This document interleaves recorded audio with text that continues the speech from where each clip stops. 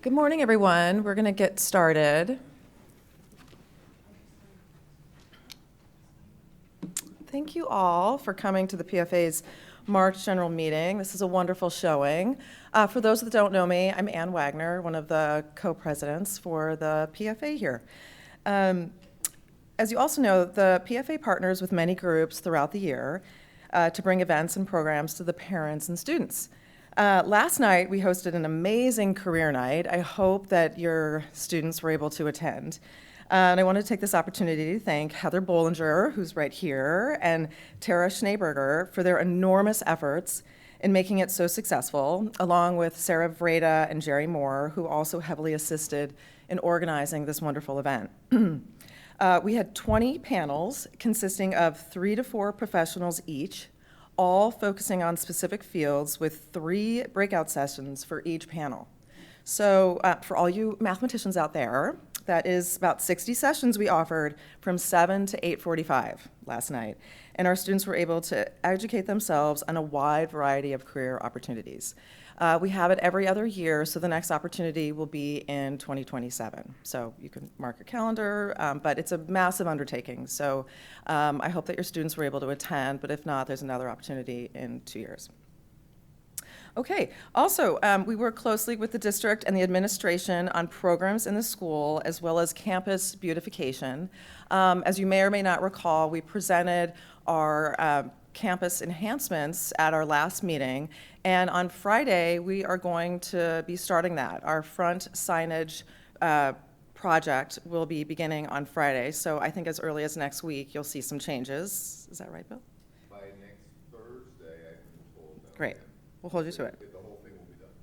Amazing. Okay. All right. Today, we're thrilled to be hosting a meeting with CARES, another partner of ours. For those of you that are not familiar with CARES, they're a local nonprofit focusing on health, wellness, and prevention. And we're going to be listening from our guest and our deeply knowledgeable friend, Dr. Katie, along with her colleague, Dr. Nardi. Before we move into the program, though, and do further introductions, we have a quick housekeeping item, which is to approve the minutes from our January general meeting. So may I have a motion to approve the minutes? Allie Dunlap. May I have a second? Ann Shimmick, thank you. All those in favor? Any opposed? Okay, wonderful. Motion passes. Thank you. Okay, so with that, I'm going to welcome Bill Egan, our beloved principal, to lead into our introductions. Thank you. First of all, I just want to say thank you to everyone. I am really proud to be the New Canaan High School principal. I wanted to come up and probably repeat everything that Ann said, but I won't do that now since she said pretty much everything about career night. The one thing I would share, though, is, we have amazing kids, and anybody that served on a panel last night, could see how intent our kids were and were listening to everything. But they are so lucky to have a community that puts on an event like that. I mean, to have 70 people in the community, panelists, come out, experts, like really amazing professionals in so many different fields come out and share their expertise with kids, that is such a special thing to be able to do that. We are so fortunate to have that. And honestly, I feel as the principal, I couldn't be luckier because we have kids that are amazing that come to school and want to learn. And we have a parent community that supports us and tries to make the school better for our kids, but in addition, celebrates the school. I try and say all the time that this is the crown jewel of the school system and really of the town. Everybody comes out with their New Canaan gear and celebrates the school all over the place. But yesterday, career night was really a celebration of the community. It really was about the talent within this community and how they want to support the kids. So that is special. I hope everyone really understands that. I know it's something that's been done for many years here, but it truly is a celebration of community. That being said, I do want to thank again our community partner, New Canaan Cares, who is always trying to enhance really school for our kids through trying to make their lives better, trying to make them better people and healthier along the way. So without further ado, I could say hello. Without further ado, I'd like to welcome to Canaan Cares, Maureen Aziel and Colleen Prosper. But Maureen is going to make our introductions of Dr. Katie and Dr. Nardi. So thank you very much for being here, and thank you once again to New Canaan Cares, and thank all of you. So. Hi all, I'm Maureen. I'm the Education and Program Manager for CARES. We're so lucky to have some experts in our backyard to help us understand nutrition and movement a little bit deeper. So Dr. Katie is an integrative medicine physician, and she is the author of Plants First, A Physician's Guide to Wellness through a plant-forward diet. And she bridges the gap between Western medicine and also evidence-based tools in nutrition, acupuncture, meditation, botanicals, which I'm very interested in, and lifestyle optimization. And she also works one-on-one and in small group settings.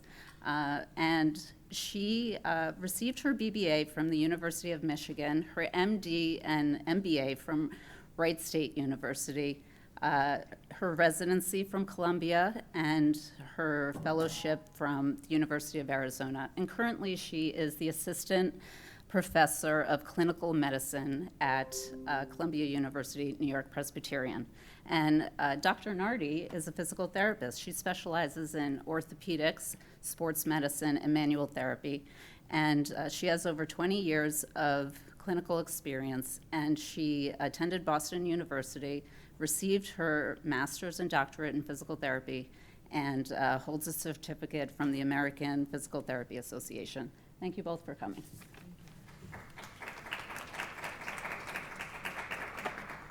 Just making sure, oh good, this works, wonderful. And I believe you will have access to these slides after we're done today. So we'll also follow up with you and send you some resources if you'd like. And then you'll have access to the slides, as well as there's a nice handout that we've created as well. I'm going to hand out 2 laminated sheets. This has a QR code on it. We have a raffle today with a Dr. Katie Yeti. I know all of you love to drink tea as much as I do. And so there's a Yeti teacup in there, as well as a copy of my book. If you'd like to enter and also receive an email from us with resources, I will send this around. And we'll start right here and right here. And then at the end, when we get close to 11, we'll draw that winner. So I always love to start with why I got into integrative medicine. So when I was in residency, and you can kind of just like picture this, right? It's incredibly stressful. We're all sleep deprived. We're eating terrible hospital food. No one's exercising. And the idea of having like a spiritual self is completely out the window. And it wasn't until I was in my second year, going into third, that I really wanted to have a baby and realized my period wasn't coming. And so I talked to my primary doctor, and he suggested that I see his wife's acupuncturist, which to me at the time, this is 13 or 14 years ago, seemed really crazy. And I remember being on the acupuncture table, and it was kind of the only consistent thing I was doing from week to week, and really, to be honest, like the only measure of time. Because literally you would go into the hospital and like 80 hours of a work week would disappear, and then you're like back to Sunday again. And so it was this really beautiful moment for me to just even take 30 to 45 minutes once a week to just be present. And I remember feeling so awesome that I really thought, I've got to take this kind of medicine and bring it to other people. And wouldn't you know it, you can do a fellowship in integrative medicine after you finish residency. And so then I started expanding my options out there and found Stanford Hospital and the University of Arizona, which is how I ended up in this area. And honestly, I've never looked back. It's been such an amazing, both personal and professionally gratifying way to practice medicine, and I absolutely love it. It's because I get to spend so much time with patients, actually focusing on what matters to them, talking through things that are important to them, like how am I fueling myself? How am I moving every day? Am I getting enough sleep? Am I taking the right supplements? Do I need menopausal hormone therapy? Like, what about my acne? Like, talking through all the different things so that we could actually come up with a plan that makes sense for them instead of this, sort of rote 10 or 15-minute visit where nothing is accomplished other than writing a prescription for something that you probably don't really want to take in the first place. And so I really love the way that I practice. And a couple of years ago, I started our health collaborative in Darien called Wellness Insights. And that is how I got to know some really fantastic women in our community. So there are 11 practitioners, and we bridge everything from physical therapy to mental health services to massage therapy and craniosacral to health coaching and life coaching and a whole bunch of other services in between. And this whole idea of building a really strong team of amazing women has been so fun for me, and it's so nice to partner with them because Becky and I are together several days a week, and so we can actually talk on a regular basis about the patients that we share and actually collaborate on their care so much more effectively than trying to do it. As you know, it seems quite disjointed in other medical care systems. So it's really a joy to be a part of the community, to be an entrepreneur and a woman-owned business in the community, and I thank you so much for inviting us today to speak on these topics that we absolutely love. So I want you to know, I wrote a whole book on food. I love food, and I could talk about this for the next 4 days. So to put it all into 20 minutes as part of this lecture is difficult, but I will try my best to really home in on the pieces today that are going to be most effective for you and for your teenagers. And I'd like to say also that I have twin 12-year-old boys at home who are almost 13. I always say 13 going on 30. It's like that movie with Jennifer Garner. They are literally so sweet and immature at the same time that they are literally, growing into young men in front of me. And especially that they're twins, I get to see them kind of develop at different rates. And I have one kiddo who's super strong, looks like a farm boy, definitely has my genes, and is a rower and a skier, and also really into math and to quiz bowl. And then I have another kiddo who's super into sports, but only if it's fun. And he just likes to play, and he's got a whole totally different way of eating, a totally different body structure. He looks much more like my husband, who's Japanese. And just, it's really interesting to see how our genes play out right in front of us every day, and how I, as you all know, have to be a chameleon, not only with my parenting strategies, but also with the way that I fuel these guys, because they just need different things based on how they're growing. So let's talk a little bit about food as fuel. So it's really important to think about the fact that what we're putting into our bodies, and not that every decision has to be 100%. I'm a really big believer in the 80-20 rule, but 80% of what we put in our bodies needs to be pretty stellar. And the way that I talk to kids about this is you can imagine if you're a Lamborghini, you are not putting, bad fuel into your Lamborghini. You're not going to go to the gas station and put diesel in a car that needs unleaded, right? And so the idea is that we need to fuel our bodies for the performance that we want from them. And that could be academic performance, that could also be physical performance. Yesterday at the practice, every month we get together, and yesterday we did Journal Club, which is where we bring evidence to each other, saying this is what I'm finding in the research, this is what I'm doing to change my practice or to support the practice that I'm providing to my patients. And yesterday I brought together a study called the Finger Trial, where they studied 2,500 people for 2 years looking at prevention of Alzheimer's. Why am I bringing this up now? Because what they showed in the trial was that those who followed a pretty reasonable program of eating food for fuel, exercising, getting enough rest, working on stress management, and also watching their weight, actually had better outcomes than people who were just sort of given general health advice, which makes sense, right? But here's the clincher. When they looked at the data on the opposite side, and they used pretty sophisticated data collection tools that are validated, they found that people who followed those 5 things actually had 150% improvement in their recall and cognitive function. So you can extrapolate that from not a 60 to 75-year-old patient population, but down to our teenagers. And remember that if you want your kids to function well in school, how you feed them at breakfast matters so much, and how you fuel them through the day matters even more. So when I think about food as fuel, I'm really thinking about three major macronutrients. I'm thinking about protein, I'm thinking about fat, and I'm thinking about fiber. And notice I didn't say carbohydrates. Carbohydrates come along with fiber, but the reason that we eat those is because they're rich in fiber. And we're going to talk about how to choose fiber-rich carbohydrates to actually fuel your body and keep your blood sugar stable. So one of the things that's very helpful for me is kind of a visual representation. And it wasn't until I was reviewing the slides this morning that I thought, oh, I missed this opportunity. But this kind of visual is very easy to kind of imagine in your head. And it's what your plate looks like. And so if you could give your kids kind of like one thing to look at, it would be, what does my plate composition look like? And so if you took a plate, and most of us as adults like eat off of plates that are too small, but most kids actually are maybe a little underfueled sometimes for the amount of activity that they do, especially if they're athletes. So getting the appropriate right size plate, might be that your kiddo, your teenager has a bigger plate than something you might give yourself. And imagine drawing a line down half of it and spending about half of that in vegetables. It's a lot. And I would say, even my kids on their best days are kind of, my kids call me, my kids and my husband call me the vegetable pusher. They're like, you're always pushing vegetables on us, Mom. And I was like, well, that's where you get most of your nutrition from. But try to get your kids edging into that space of having at least a little vegetable with every meal. But if you can, ideally, we'd love to see them getting about half of their plate volume worth of vegetables. And that's just because that's where all the nutrition is in what we eat. Then if you can imagine the other half, you kind of divide in maybe to thirds for a child, maybe in another sort of quarter for an adult.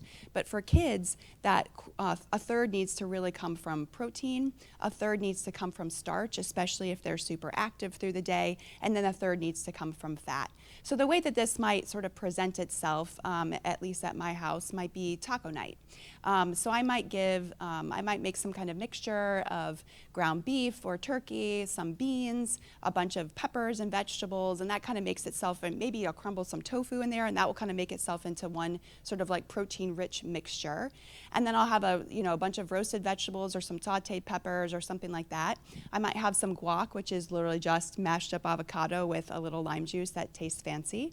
And then they get some kind of carb, right? So that might be rice and beans, that might be tortillas, that might be taco shells, whatever. But you can sort of imagine in your minds like what that might look like on a plate, and that would still be incredibly appealing to a kid. So the reason that I start with protein is because it's getting a lot of press these days, and protein is extremely important across all age ranges. It's especially important for us as we go through midlife, especially from 40 onwards. And what's really interesting about protein is that it takes many more amino acids to encourage muscle protein synthesis in an adult than it does in a kid. So a kid literally can eat as little as 7 grams of protein, which is kind of like the equivalent of 1 ounce of chicken, and it tells their muscles, all right, it's time to build. Do you know how much it takes for an adult? At least 30 grams. That's about 4 ounces of chicken. So it takes a lot more protein when you're getting older versus when you're a kiddo. So you don't need to be a protein pusher on your kids.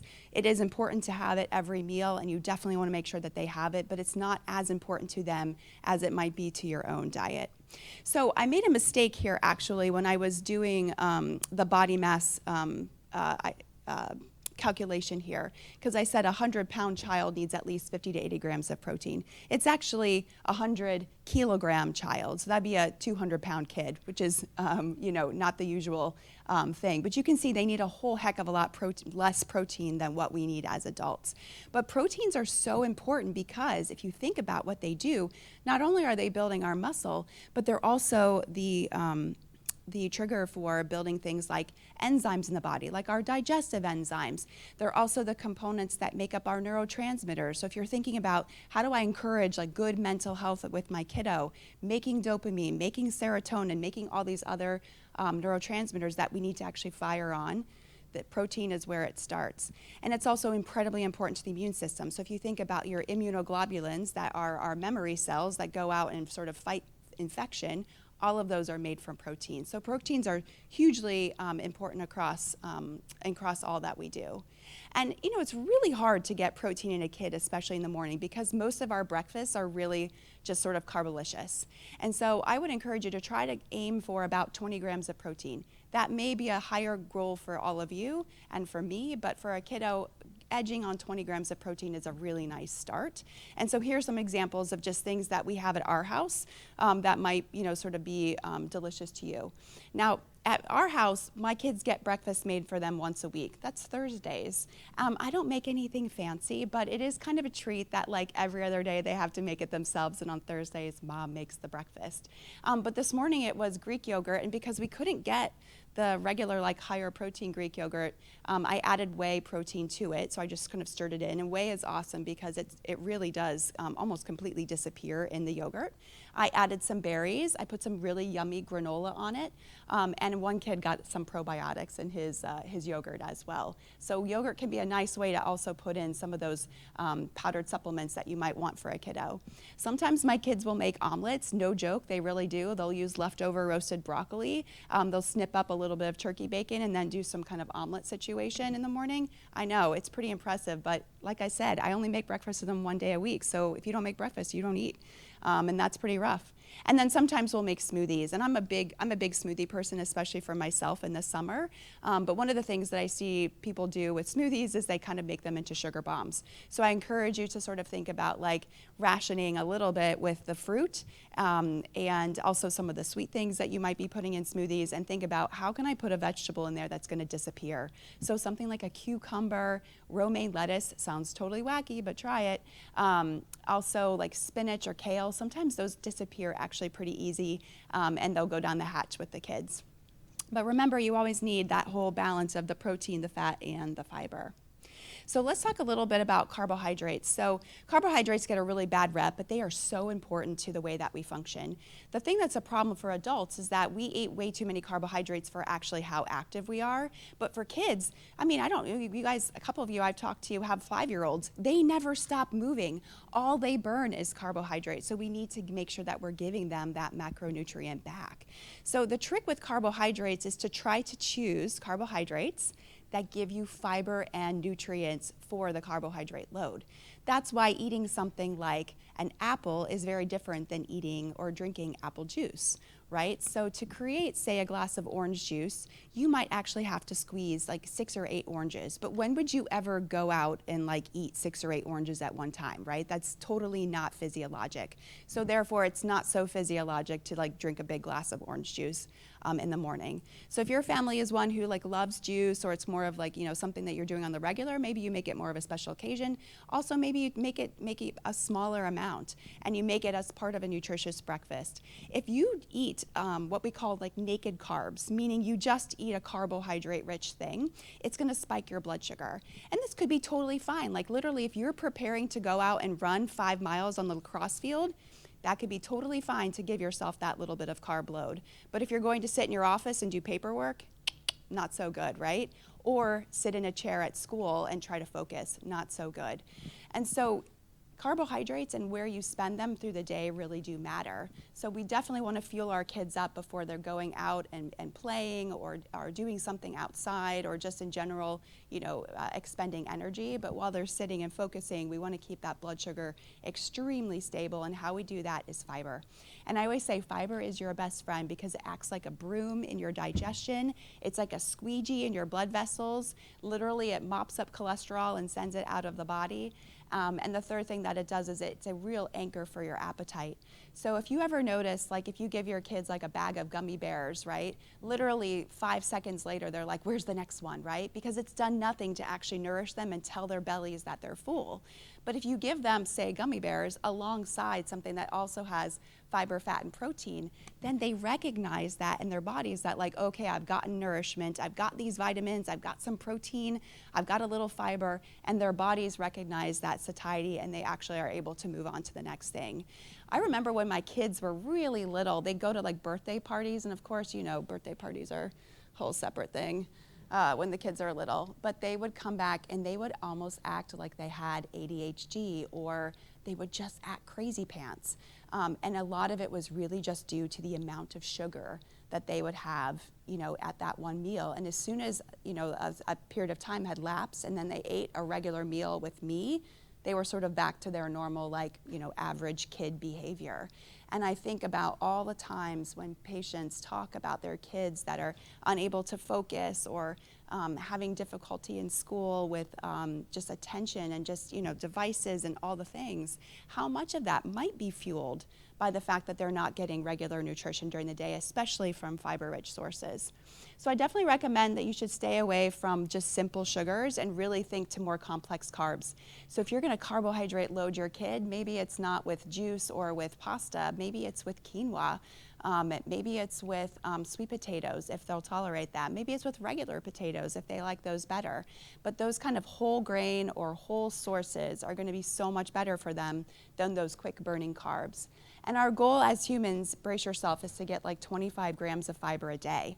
So if you don't really know if you particularly are getting at least 25 grams of fiber, it might make sense to actually use a macro tracker for a couple days and actually just map what you're eating and take a look. You might be surprised at what you may or may not be getting in your life. But don't think about low carb for kids. Kids need carbs, of course, because they're moving around so much. Then the last piece of this is really to talk about fat. And fat is where we get most of our satiety. And it's really important to have it every meal because that's what ultimately signals to your belly, like, okay, this person is fueling me, I'm feeling full, like, let's go. And often if you don't have enough fat in a meal, you'll find yourself maybe an hour or two later feeling kind of hungry. And so if you ever have a meal with your kiddo or for yourself where you walk away and 69 minutes later you're like, dang, I'm hungry, take a look. Did it have enough protein? Did it have enough fat? Did you have fiber-rich carbs? Because all these things work together in concert to the body to tell the body that it's actually eaten something that it can feel satiated. Now, fat is important because it literally is the component for so many different structures in the body, including our cell membranes, and it does a lot for us. And we need to have fat in the diet for a lot of reasons. Probably the most important fat to be very specific about is omega-3 rich fats. These are because they're essential, meaning we can't make them in the body, we have to consume them. And one of the most, wouldn't you believe it, most omega-3 rich foods in our entire food chain is breast milk. And that's because omega-3s are so important to baby brain development. But we don't lose that need for brain support through our lifetime after we exit infancy. We need it through the whole life. So if you're someone who doesn't eat fish or your kids don't eat fish, it might be time to think about trying to include some of those omega-3 rich fish like salmon, black cod, halibut. And if they don't like them, then it might be time to actually introduce a supplement. Now, when my kids were about, 8, I gave them the choice of taking an omega-3 supplement or eating fish. The omega-3 supplement, to my credit, it was a pill, but it was kind of lemon flavored, but it tasted fishy. So my one kid who is very picky, takes a bite of this omega-3 pill, and he literally looked at me like I had poisoned him, and he's like, I'll eat the salmon.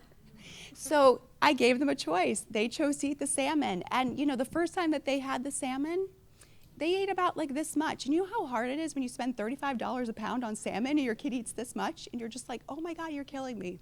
And I bathed it in teriyaki. Like, it was so gross to me, like I couldn't even eat it. The dog wouldn't even eat it, right? But little by little, we titrated and we started using less and less teriyaki. And wouldn't you believe it, after years, my kids will actually eat it with like lemon and some spices on it. They prefer, of course, the teriyaki because it's so sweet and delicious, but they will eat it. And the point is that you can convince your kids to like some of these like non-traditional foods if you kind of just keep edging your toe in. So right now, if they're kind of like drinking a smoothie sugar bomb in the morning for their breakfast or after school, and it's like so much sugar, maybe you literally add like a quarter cup of spinach, or maybe 2 tablespoons, right? And then next week you add a little more, and the next week you add a little more, and all at once, after a couple of months or years, in the case of the salmon, you kind of find yourself in this different place, but it didn't happen overnight. And my kids are just like yours. They are wired for sugar. It's all they want. And so literally every meal for me is like sort of this negotiation about like sort of how I'm going to manufacture a plate for them that's going to satisfy them, excite them, but also give them the nourishment that they need. But again, remember, it's 80-20 rule, so you don't have to do it all perfectly all of the time. Now, a little word on caffeine. We really want to try to avoid caffeine in kids before they are full-grown adults. Adults can tolerate up to 1 to 3 milligrams per kilo of body mass. For most people, if you sort of figure that out, if you're like a 150-pound person, that would be 70 kilos. So you can tolerate somewhere between 70 and 210 milligrams of caffeine. And just to give you some reference range, like one Nespresso pod, which is what I drink, is around 170 to 200 milligrams of caffeine, which surprised me. And so it might be kind of fun for you to take your favorite Starbucks drink or wherever else you're getting your caffeine from and actually look, like how much caffeine is it? But that's how much we can tolerate in a day, and we really shouldn't overdo it. But for kids, caffeine can be really can be tough because of sleep disturbances, and as you know, sleep is the most important thing amongst all the ways that we take care of ourselves. It can also lead to irritability, anxious feelings, some kind of digestive upset, and they're just in general, they're just more sensitive to caffeine than adults are. So I would really steer your kids away from any kind of sports drinks that have caffeine in them. And one of the things that's most important to understand about caffeine, which you could certainly use in your favor, but is also really tough for kids, is that it has a reinforcing effect. That means whatever you are doing or seeing or consuming around the time of caffeine is reinforced in your brain. This could work in your favor. If you spend your morning having a little cup of coffee and journaling and maybe then doing some meditation, well, hey, you're reinforcing those beautiful behaviors. If you're having, your caffeine with your girlfriend after you've taken a walk, you've reinforced those behaviors. But when caffeine is consumed, especially around sugar, and especially with really bad forms of sugar, it reinforces that. So that's why I'm a big proponent in general for people having their coffee without any sweeteners in them, and for sure why sweetened caffeinated drinks, AKA things like Mountain Dew, etc., are super, super bad for kids if you can avoid them. Now, the question becomes like, how do I sort of do this in my life? And I put all of these things in your handout, so we don't need to go line by line through all of these things. But I've tried to take some things from my kitchen and kind of give them to yours. And I don't, unfortunately, have a lot of references to different places that your kids might be going. That's kind of a bigger conversation. And honestly, because a lot of the stuff that we eat at my house is really home prepped. And that's what I would encourage you to sort of think about, is that you are always going to make something more healthy for your kids than someone else is. That said, I think there's a lot you can do when you are going out to just help your kids make healthier decisions. So if they're getting a sandwich because they have to run from practice to practice or thing to thing, thinking about doing grilled chicken versus a fried chicken. We talked about the smoothie, having more vegetables instead of one that's made with all fruit. If they're, hanging out with their friends and they're getting burgers, maybe they could get a side of grilled vegetables or salad and French fries, or instead of French fries. Thinking about telling them when they're ordering salads or you're making salads at home, instead of topping it with really heavy dressing or cheese, thinking about trying to put some more vegetable-friendly toppings on there. When you're looking at the nutrition bar of their favorite things that they love, like say a Kind bar, looking to see, does this have more than 5 grams of protein? Does it have less than 5 grams of sugar? And that could be a better alternative than to a traditional candy bar. I love Justin's dark chocolate peanut butter cups, and actually my kids will also eat them. They prefer, of course, the Reese's ones because they're more delicious, but they will eat the others if they're available. And I try to edge always with them in their trail mix, etc. I try to edge in a little bit of dark chocolate with them so that they understand that like milk chocolate is incredibly sweet, but dark chocolate can actually be incredibly satisfying. I also recommend having your refrigerator stocked with things like Spindrift, because my kids will choose that when it's available to them over a soda. Meaning they'll choose soda if it's available, they'll choose Spindrift if it's not available. And then a question I got the other day from a patient, which is, what kind of like frozen dessert should I have for my kids? And I would just suggest having straight up ice cream, because ice cream actually, when made well, say like Breyers, which has 5 ingredients, is made with milk and cream, of course, but just sugar. And all of that milk and cream actually slows down the absorption of the sugar into the system. So compared to something like a frozen yogurt, which you might get at like, say, 16 handles, a real ice cream is actually better for blood sugar balancing, and because it's got fat, actually tells you that you've eaten something, which is also nice because I'm sure you've been out for frozen yogurt before and literally, again, 30 minutes later, your kids are hungry and ready for another treat. And generally, when talking to your kids about food, the single most important thing is if it looks real, it's probably good for you. If it doesn't look real or it comes in a package or it looks fake or man-made, then not so good for you. And that hard and fast rule can be super helpful if they're just trying to make a quick decision for themselves. All right, I'm going to turn it over to Becky. Thank you so much, Dr. Katie. I always learn something new. Oh, good.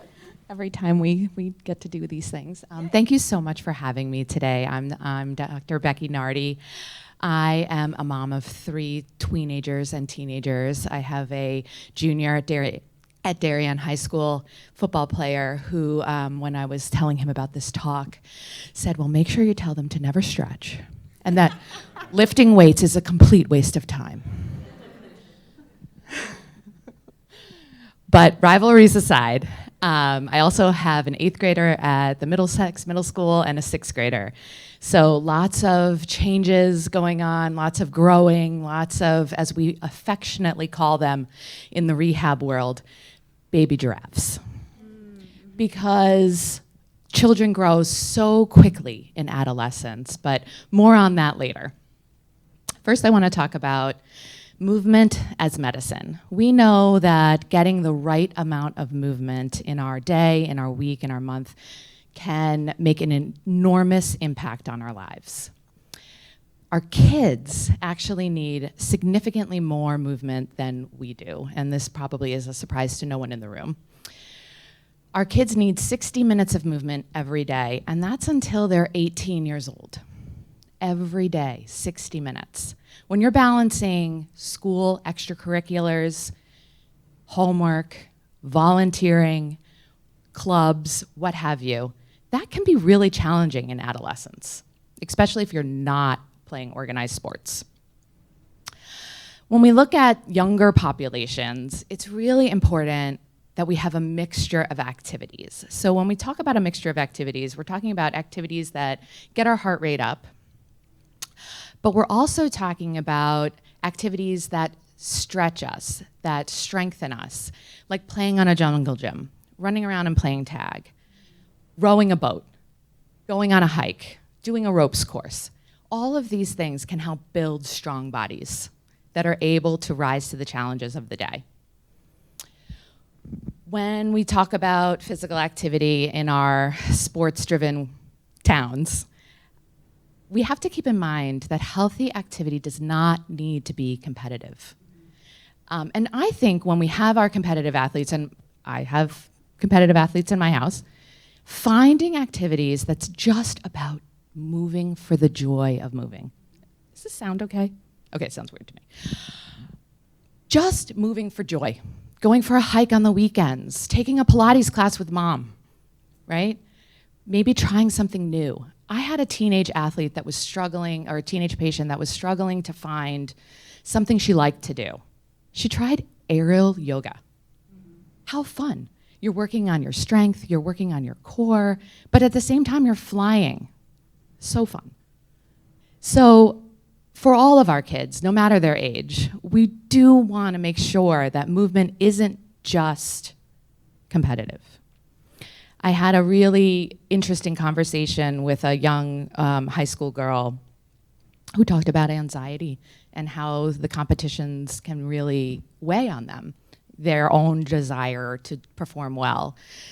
So balancing that competitive movement with fun movement, I think, is critical for all of our kids. Okay. So we all know that when we move, when we exercise, we feel better. We feel better in our minds. It reduces stress. Movement actually has been shown, or regular exercise has been shown to reduce anxiety and depression. So critical for our kids. But also, interestingly, it increases academic performance. Think of how awake you are when you come back from a run or a walk. So little movement throughout the day, before school, after school, before you sit down and do your homework. Getting some movement in can improve your ability to learn. We actually find that kids that get enough exercise have better sleep. This kind of makes logical sense, right? You're tired. Your body's moved during the day. It's ready for rest when you lay down. If you haven't moved and then you go to try to sleep and you have all this pent-up energy, how could you possibly fall asleep and sleep well through the night? We also find that obviously kids that get enough movement in their day and get the right kind of movement in their day, they are going to have bodies that are able to move well. We're going to see enhanced athletic performance. We're going to see improved coordination, balance, strength. They're just going to be able to do things that they want to do with more ease. We see that kids that get enough exercise and movement in their lives actually have better relationships with their friends. Isn't that interesting? The studies have shown that it makes a big impact in how they can connect with one another as adolescents. And lastly, as we all know, it reduces our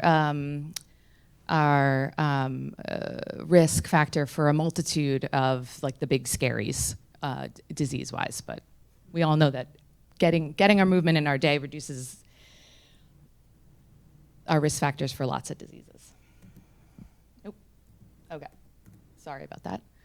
But sadly, in America, only 20% of our kids get enough exercise. This is from the CDC, the Centers for Disease Control. It was based on a 2021 study, so right after the pandemic. But this isn't just our country. It's not just a problem here. It's global. So globally, only 20% of kids are getting enough movement. And when we just went through all the benefits of movement in their day, this is a cause for concern. Now, in our communities, some of our kids are actually moving too much, right? And they're getting overuse injuries. But when we talk about the general population of young people in our country, only 20% are moving enough. So we want to, as a community, really encourage opportunities for fun movement, for healthy movement. This is particularly important for girls. Studies have shown that physical activity for girls dramatically decreases in high school. Maybe they stopped playing an organized sport. Maybe they stopped dance, right? So finding fun ways for our girls to move is of critical importance. And that is because over 10 years ago, this study that just blew my mind came out. It said that if a girl exercises regularly in adolescence, and if she enjoys her exercise, right? So she gets out there and it doesn't matter what she does. Does not matter. She will grow to be a young woman and a woman who enjoys exercise and moves more in adulthood. And that, for me, that just blew my mind. I said, wow, what an opportunity we have as parents of young people to impact not just their health today when they're standing in our living rooms, but their future. So encouraging movement of any kind is so important. So what do? I have one child who does not like to move. I love him to pieces, but he would sit and not move at all. So I said, okay, what do you like to do? Well, he has a freakish ability to tread water, so he plays water polo. I make him come on walks with me on the weekends in the woods with our dogs, right? You guys have the most amazing parks and paths here, right? Free. You've got a great YMCA with all kinds of classes to try. Relatively inexpensive. What else do? I try to trick him sometimes into moving with me. I'll be like, let's run to the end of the, can you make it? How fast can you go? So I try to keep it fun. And encourage anything he likes to do.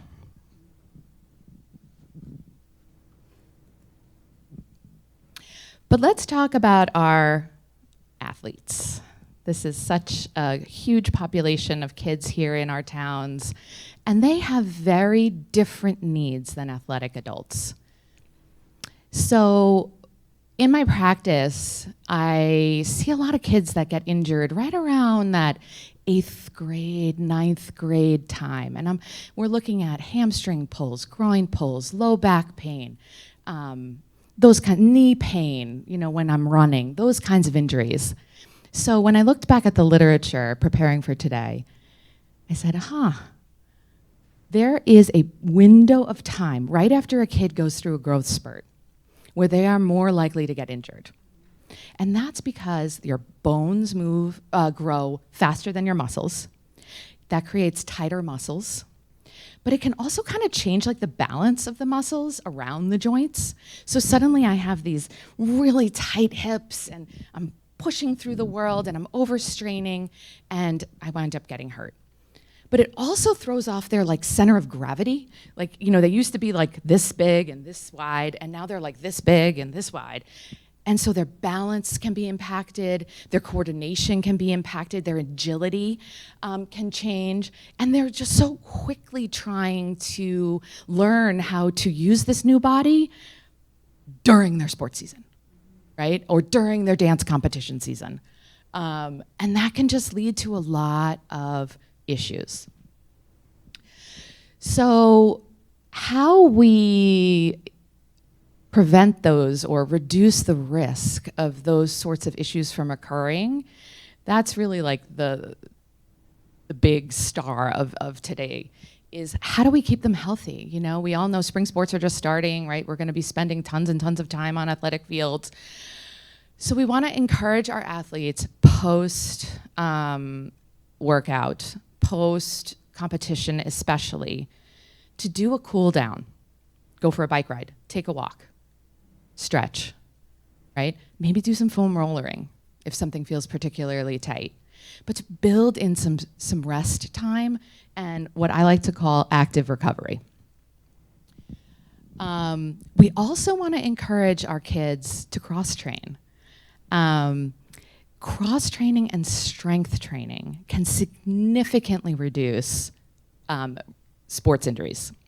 So a really great randomized controlled trial found that if we cross-train, we reduce our overall risk of injury while participating in sports by 66%. That's enormous. That's season saving, right? That's more fun out there and less fun in people like my office.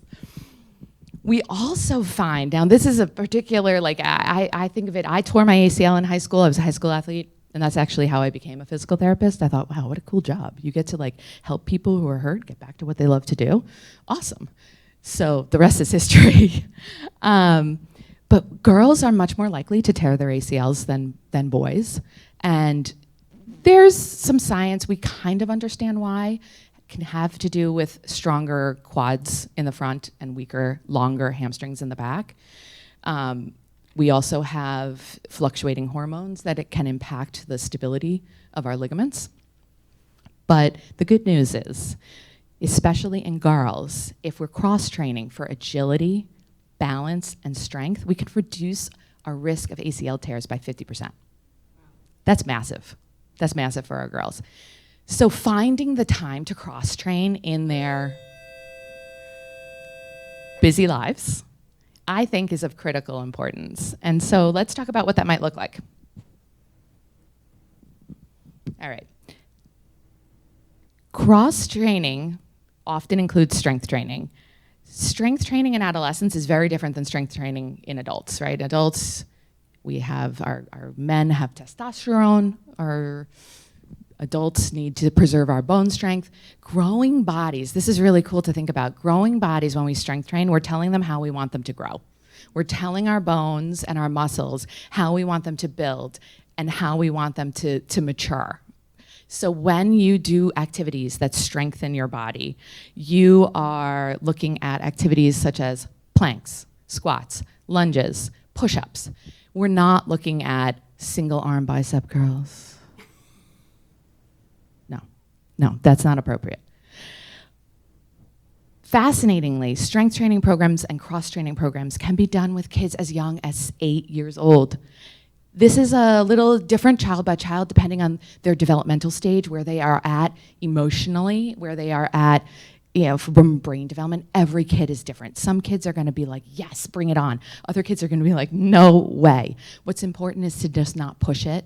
Every kid is going to be slightly different when they can start this kind of thing.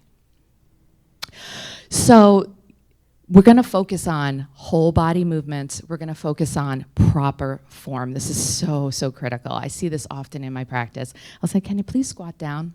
How would you do a squat? Right? Like, talk about, that hurts my knees, just to demo it. So when I see young adults in our practice or when they're training with each other, it's critical that they never do this sort of activity alone. That they're working with an adult, with you, that you can make sure they're doing proper form, proper reps, that they're not pushing themselves past a point that's safe. All right? And then we want to, of course, build in our rest in between. So would I have somebody doing a strength workout knowing that tomorrow they have lacrosse tryouts? Probably not, right? Or a big competition this weekend? Probably not. I'd probably put that workout more on a Wednesday so they have time to recover before they're going to be on the field competing. Okay? All right. I touched on this a little bit earlier, but we're going to talk in a little more detail now about what recovery and regeneration, which was a word from yesterday that I really loved, regeneration might look like. Stretching during times of growth can significantly impact muscle length. Even one stretch session can make your muscles longer. That's for our kids and us too. So if we're feeling tight, stretching is a great thing to do. It's going to improve their mobility, improve their coordination, and improve their agility. I have a soccer player. My 8th grader's a soccer player. But when I asked him, how high can you lift your leg when you're laying on your back? He could barely get it off the floor. His hamstrings are so tight. I said, how are you going to be able to kick the ball without tearing your hamstring if you can't lift your leg up, right? It's like, makes sense. Another modality that's really, really fun to encourage our kids to do is foam rollering or myofascial work. This includes massage, so you can do the massage on a sore muscle or on a tight muscle, but we can also do foam rollering and what I have a stick massage is a myofascial massage. So I'm going to demo a couple quick things that you guys can do, and then I'll pass things around, and if at the end you want to try them out, you certainly can. So I keep next to my couch, I have a little basket with all of my, recovery tools in there as a good PT mom. This is a really great foam roller for kids because it has some bend to it. So unlike this guy, which is a high density, this is gonna hurt. It's gonna be really intense to use. And even as a PT, I use these for a couple things in my practice, but I don't use them a lot on IT bands and that kind of thing because it's just too painful. So we have the foam roller. So I'm gonna demo, and if it's okay, I'm gonna put the mic down and let me know if you can't hear me. I'll just try to talk really loud. So I'm gonna demo, I love this stretch for after school, for after studying, to help open up our spine, but it helps to prevent neck and back. So I use this a lot. All right, can you guys see me if I do it here? Okay, so what I'm gonna do, or what I'm gonna encourage my kiddo to do, is to come down on the ground with my little foam roller, just like this, and turn like that, there we go. And I'm gonna use this as kind of like a little mini back massage. So I bend my knees to protect my low back. I'm gonna lay on the roller, do this in high heels and a jacket, and then I'm just gonna extend my back over the roll, right? Then I'm gonna pick up my hips and kind of move that roller up, and I'm gonna do it again, and then come back out, and just again. I could give a whole presentation on techniques, neck, and posture. If your kid does this, which mine does, this is one of the secret weapons. So the kids can move the roller up and down their spine to give a nice little massage, right? You can do it too. I recommend it highly. But then also if our legs are feeling tight, I'm gonna pick myself up and I'm gonna roll out my hamstring, right?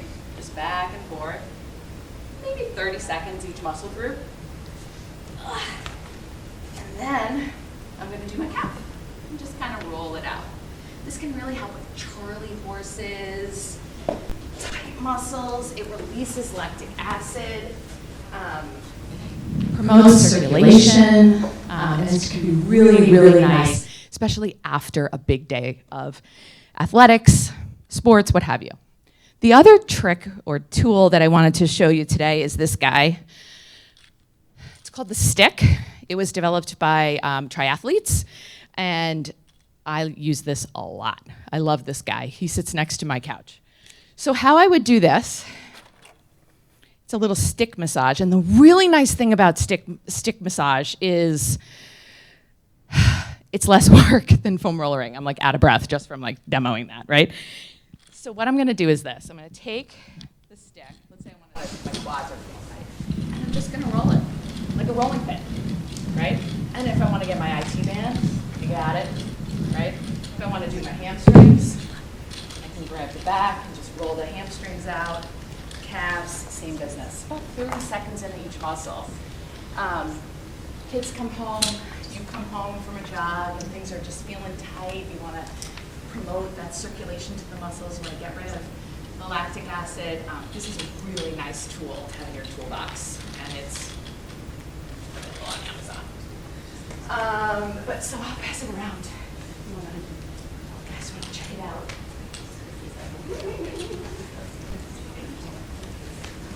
All right. And last but not least is ice and heat and things like Epsom salt baths. These modalities are available to us, and they can reduce inflammation, reduce muscle spasm, and just help with general relaxation and healing. They can be a really nice component, to encourage our kids to do.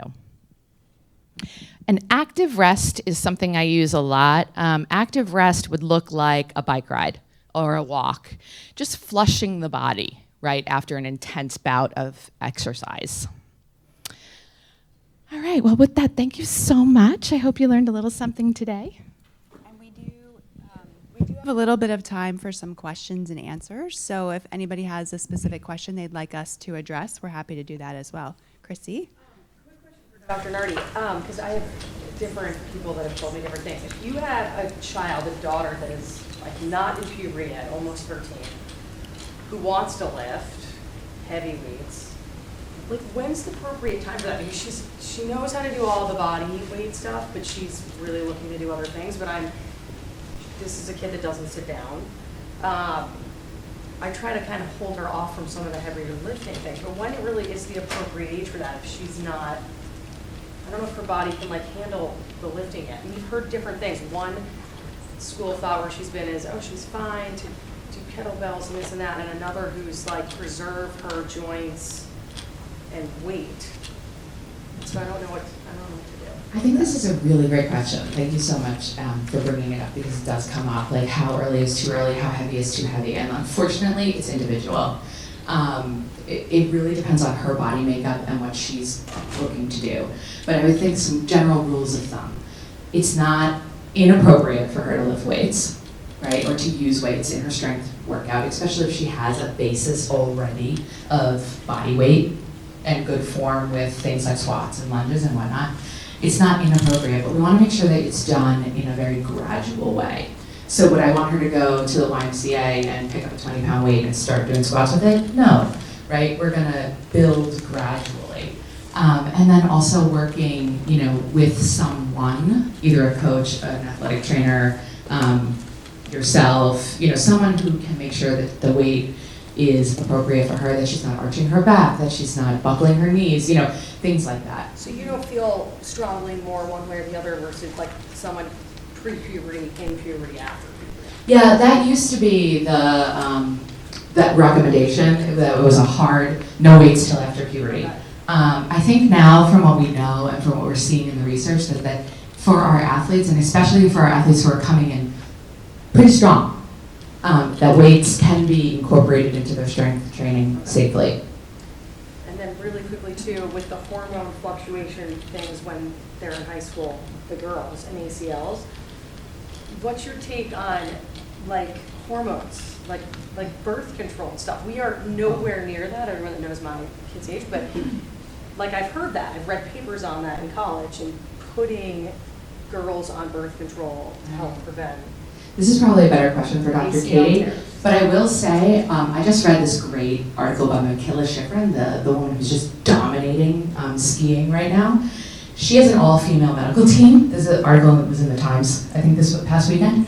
She has an all-female trainer and medical team right now, and she attributes part of her success is that if she comes to her coach and says, hey, I've got cramps, I really don't feel good today, they're like, okay, today we're not gonna push it. We're gonna give you a little bit of an easier day. And guess what? We're gonna go hard next week, right? And so I think communicating with our female athletes and making sure that we are not ignoring them when they come to us with how they're feeling today is critical. But I think the hormone piece is probably better answered by Dr. Katie. Yeah, to me that kind of comes down to like evaluating like root cause, right? Would you rather just put a Band-Aid on something and say like, I'm just gonna keep your hormones at this probably lesser state actually, because most birth control pills are a lesser amount of hormone than we would naturally create on our own.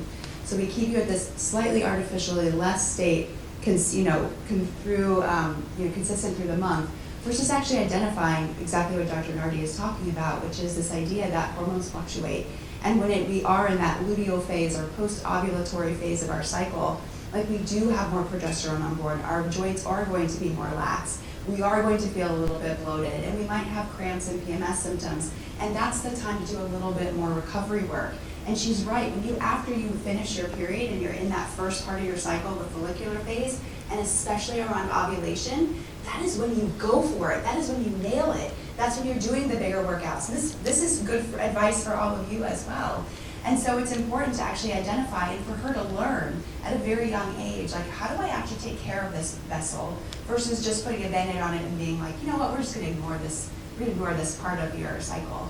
I think it's also important to think about having girls cycle regularly, because if they stop cycling and they are very good athletes, they are at risk, of course, for too low of a hormone state, and that can compromise their bones. It can compromise the way that they grow, and of course, make it really, really tough for them over the course of their lifetime to maybe conceive or to do other things when they're older.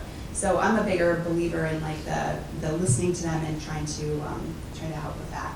That said, if you have like an 18-year-old who's off to college and you're thinking about birth control pills are a great way for us to prevent unplanned pregnancy. And so don't throw the baby out with the bathwater. But I think for a girl who's just starting adolescence, who's kind of trying to learn this new body, it's important to honor, this sort of like cyclicalness, well, you know what I'm trying to say. I can't think. The cyclicalness of of the way that our bodies work. Yes. Piggybacking off Chrissy's question in the same realm, if you have, like sometimes you can't predict when you're going to have a big game, a tournament, tryout, and if your daughter is in that phase of the month, is there anything she can do to maybe help reduce the risk if we know the muscles are lax? And they still have to go like all out. There is actually, it's called a dynamic warm-up. It has been shown in the research to reduce ACL risk, ACL injury tears, but just general ligamentous tears in general. So a dynamic warm-up is going to be a warm-up that includes things like braiding, karaoke, maybe some jumping jacks, maybe some high knees, maybe some some core work to kind of get the core going. So a little bit of strength, a little bit of balance, and a little bit of agility has been shown to reduce risks. And from a fuel perspective, when you are in that later part of your cycle, the luteal phase, you do want to actually have, across the board, everybody needs a little bit more carbs. So thinking about trying to really go into like those complex carbohydrates like, squash, sweet potatoes, regular potatoes, quinoa, farro, barley, brown rice, steel cut oats, like all of those really beautiful, like very starchy and also fiber-rich sources can be really good in the luteal phase. And that's why we crave more carbs before our period comes, because we actually need more. And then, when in different parts of your cycle, you just don't need as much of that carb load, especially when you get older as well. And I would be very, very direct about talking to her about like getting enough sleep. Sleep is incredibly important, and you actually need more sleep in the luteal phase of the cycle. So I would also talk to her about her other avenues for showing up as a good performer that day. You know, it's sleep, it's stress management, it's a bit of meditation and actually visualizing yourself doing a really great job. It sounds hokey, but over and over again, they show this, this data that even if you're preparing for surgery, if you imagine the surgery going well, guess what? You use less pain medication. You're out of the hospital a little bit faster, and actually your recovery is shorter. And like they've demonstrated that in research, so we know that it works in any kind of thing that you're preparing for. Yes. Can you talk a little bit about protein powder and the need for, I'll just put boys that want to, increase their protein? It's also a comment on social media and the media trends that are happening today with protein powder and also lifting for boys. How do we manage that? Personally, I've always been against buying the protein bars, but now having a 15-year-old boy, I see that he needs so much in terms of fuel, and if he's not home, and he might go and buy, an RX bar or something like that, So maybe you can comment on all of that. Yeah, absolutely. And I think, to that avail, like RX bars are actually really great, right? Yeah. You know all the ingredients on them, and they do have a little bit of protein in them, which is really nice. So that's a nice resource. Kind bars are a nice resource. We'll put some more in the email that we send out as well. Sun Warrior is another one. Or I think it's called Seed Warrior. Seed Warrior is another brand of bar that's actually really good and also school safe if you need to avoid nuts. But as far as bars go, again, try to look for the ones that have less sugar and more protein. Watch the ingredients, because a lot of them, to hide the lack of sugar, will actually put things in there like sucralose, which is Splenda. And we don't want to use any of those artificial non-nutritive sweeteners. I am a little more lenient than I used to be about things like monk fruit and stevia, but I think they also kind of just trick the body into wanting sweet. So the protein powder that I have at our house is all unflavored. If you taste it, it tastes like protein powder, because that's what it is. It's ground up protein. It doesn't taste like, chocolate, dessert, peanut butter, whatever, right? Because I want my kids to derive the sweetness in what they're eating from real food. That said, you might have to buy a chocolate protein powder, so be careful in how it's sweetened with stevia or monk fruit, and maybe what you want to do is kind of mix it with regular protein powder. But when you're looking for whey, I look for grass-fed, organic, we can go together, those are the big ones. Grass-fed and organic is what I'm looking for, and I buy a whey protein isolate. So when you buy other types of whey, sometimes they'll have lactose in them, sometimes they'll have other proteins in them that would make them a little harder to digest. But a whey protein isolate is kind of like the purest form, so it actually is a really readily usable form of amino acids. And ultimately, in 2 scoops, you can get 30 grams of protein really fast. So if you put that in something that already has Greek yogurt in it, or you're adding that alongside, another meal, it can be a real whopper of a protein source for a kid and actually really fill them up. I also in our house use Be Well by Kelly. She has a plant protein powder that I really like. It's a little grainier than whey because it's plant protein ground up, so it doesn't blend quite as well. Whey is kind of fluffy to me, and it blends extremely well. But we do use that one from time to time, and I just try to sort of mix and match. But I'll give you some protein powder, like Amazon links in our email today as well. Is there any fear of too much protein? Because if you're having your kids feed themselves or create their own smoothies and they're putting the protein powder in, have you seen in your practice too much, or is it a trend that boys are consuming too much protein? It's probably hard for them to really consume too much protein unless they're doing multiple smoothies or multiple sort of supplemental things. If they're eating real food, it would just be really hard for them to literally eat that much protein. Who can go out and eat on a regular basis 12 or 16 ounces of steak or chicken or something like that? You really couldn't eat that much. So I really wouldn't worry about them overdoing it unless they're having multiple protein shakes in a day or something. You may need to limit it to we do 1 protein shake. This is how much you're allowed to put in it as well. And I think it's also important to address creatine. Creatine is getting a lot of press these days, especially for women and for brain health. It's actually been studied and shown to be pretty helpful. So the dose for creatine is usually like 1 scoop, which is about 5 grams. It's okay for kids to use it, like teenage kids. It's totally fine. It's not like a performance-enhancing drug.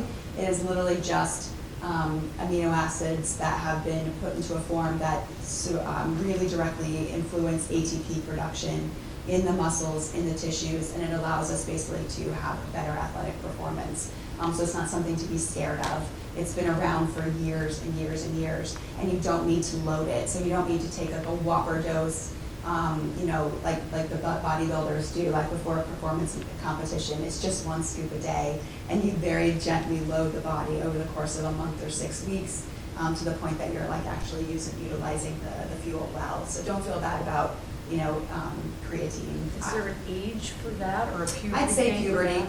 Yeah. I'd Like say you've puberty. been through puberty. I'd say like when you're going through puberty. Yeah, like that. I wouldn't give it to a 10-year-old, but I have offered it to like my 12, almost 13-year-olds, and they're not in puberty yet. Is there a need to cycle off of it then? Not to my knowledge, to cycle off of creatine. Generally not. I personally don't take it all of the time. Like I like having the effect of it sometimes and other times. And not everybody tolerates everything. Some people get some digestive stuff from it. So I think also kind of paying attention to how you feel. If you feel really great when you're taking it, then it's probably fine. And if you don't feel so great, probably not for you. Yeah, I just thought it impacted the liver and blood hydration. Yeah, there's some thought that maybe it had impacted kidney health, but not really. And creatinine, which is what you're measuring in the liver, is different than creatine, if that makes sense. And people who have higher muscle amounts in their body will have an elevated creatinine on their comprehensive metabolic panel. So if that ever comes back for you, it's interesting. Sometimes I'll get that on a female athlete, a creatinine that's higher than it should be. You just check another lab called cystatin C to make sure that there's been no compromise to the kidney, and almost assuredly there hasn't, unless someone's having like a major problem.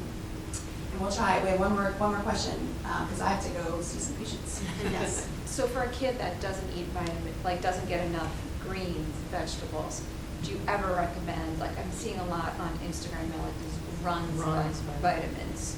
What is your feeling on those for a kid that definitely is not getting enough vegetables? I think a multivitamin can be really helpful.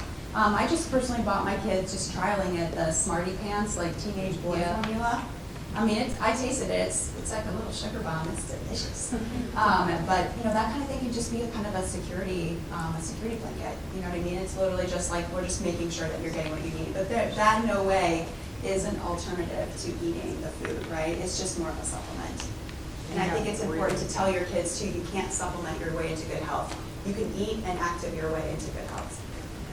Yeah. Okay, thanks. And I would say of all the vitamins and minerals to maybe potentially feed your kids, a multi could be really great, especially if they're a girl, it needs to have iron in it, but for boys they need iron too, and an omega-3 and a vitamin D are kind of a must. Those two, omega-3 and vitamin D, are kind of a must unless you are literally outside all year round or eating fish, 2 or 3 times a week. All right, guys, we are available, and you can contact us anytime. Dr. Becky is becky@drkiwi.com, and you can reach me at hello@drkiwi.com. And again, we'll send out some resources, so you'll have our contact information and things. But we welcome questions, and we also do free exploratory consults. So if you have a situation at home where you're like, I don't know if I really need to see a PT or not, call us, ask us, and have our time. We're definitely willing to help the members of our community just kind of figure out what is the right next best step, even if it's not us, because we want you to have the resources that you need. Oh, and let me draw our raffle winner real quick. Our lucky person is Carolyn Susanna. Yay! So wonderful. I hope you win first, Anna, as you call her name. We have the same initials. I have an appointment with you in like 30 minutes. This is for you too.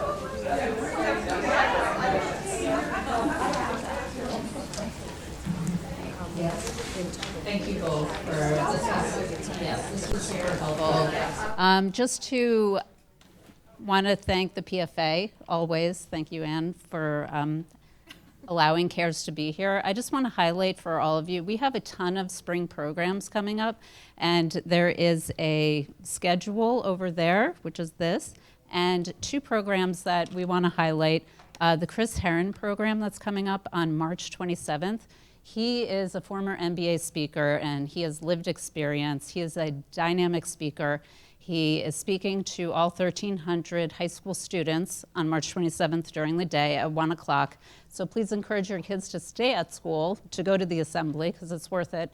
And he also has we're having our spring community program for parents and for community. And he's one of those speakers that you hear him and you want to act right away. So the fact that your kids are hearing him and then you're able to hear him, you would have a great discussion, a family discussion. Yes. So please tell your friends, please sign up, because our signups are getting pretty, there's not many signups left. And then the other thing, which Bill Egan is not here, he is also speaking on a panel discussion on April 23rd, and it's called The Power of Collaboration, and he's going to be at the library with 2 other panelists, and you'll hear his wisdom, and it's with the RAM Council is sponsoring it, and CARES is part of it as well. So encourage you to come to that, and it's a parent-child program as well, so we are trying to do more of that to encourage conversation with your family. So thank you all so much. Thank you.